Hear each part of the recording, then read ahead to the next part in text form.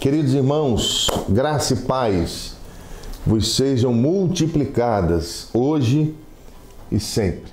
Quero ler com você 1 Timóteo, capítulo 2, verso 1 ao verso 8. Diz assim: Exorto, pois, antes de tudo, que se façam súplicas, orações, intercessões e ações de graças por todos os homens, pelos reis e por todos os que exercem autoridade, para que tenhamos uma vida tranquila e sossegada em toda piedade e honestidade.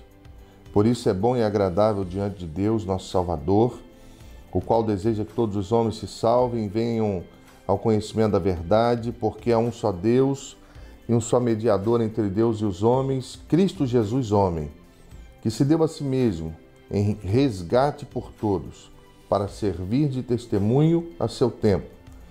Para isso fui designado pregador e apóstolo. Digo a verdade, não minto. Mestre dos gentios na fé e na verdade. Quero, pois, que os homens orem em todo lugar, levantando mãos santas, sem ira e sem contenda.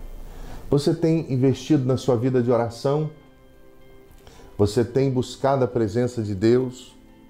Antes de toda a guerra, existem reuniões para que estratégias sejam traçadas, para que decisões sejam tomadas, para que as armas sejam identificadas, os alvos identificados e para que a guerra seja bem-sucedida. Muitas vezes nós não temos nossas orações atendidas porque nós também não sabemos orar. Nós nos perdemos nesse aglomerado emocional que tem tomado a igreja brasileira e perdemos de vista princípios tão básicos na fé que são importantes à nossa vida. Primeira questão importante que diz respeito à vida de oração é que nós devemos orar em nome de Jesus, verso 5, porque há um só Deus e um só mediador entre Deus e os homens, Cristo Jesus, homem. Então, quando nós oramos Deus em nome de Jesus, nós estamos fazendo o movimento correto daquilo que a Bíblia orienta.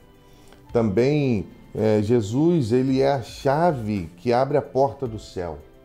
Outra questão importante é ter as nossas mãos santas. No verso 8, quero, pois, que os homens orem em todo lugar, levantando mãos santas, sem ira e sem contenda, sem pecado, sem ira, sem contenda, sem estar, como diz o jovem, de mal com ninguém, sem ter conflitos familiares não resolvidos.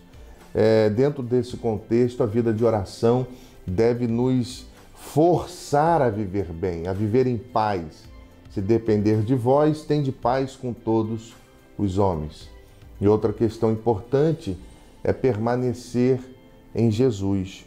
A Bíblia vai dizer, no Evangelho de João, no capítulo de número 15, no versículo de número 7, a Bíblia diz: se permanecerdes em mim, as minhas palavras permanecerem em vós, pedireis o que quiserdes e vos será feito.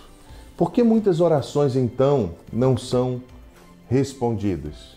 Isaías 95:7 vai falar que é por causa da iniquidade.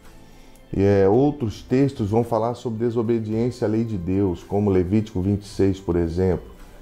1 Pedro, capítulo 3, 10 a 12, vai falar sobre a dificuldade em refrear a língua que muitas pessoas têm. A Bíblia vai falar muito sobre oração, né? Prostrado, Salmo 95, 7. De joelhos, Romanos 14, 11. Atos 21, 5 também fala isso. A Bíblia fala no Salmo 63 em levantar as mãos. Atos 22, 17 diz que devemos orar no templo. 1 Tessalonicenses 3, 10 diz que devemos orar noite e dia.